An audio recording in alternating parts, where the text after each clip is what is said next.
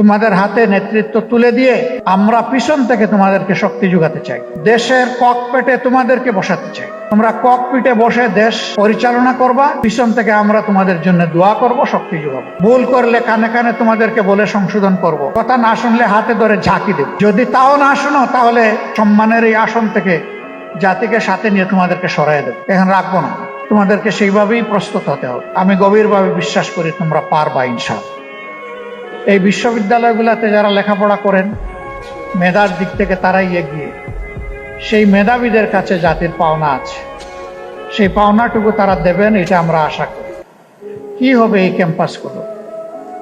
আমাকে কেউ জিজ্ঞেস করলে আমি বলি, এই ক্যাম্পাসগুলো নতুন নেতৃত্বের হাতে এমনভাবে গড়ে উঠবে, পরিচালিত হবে।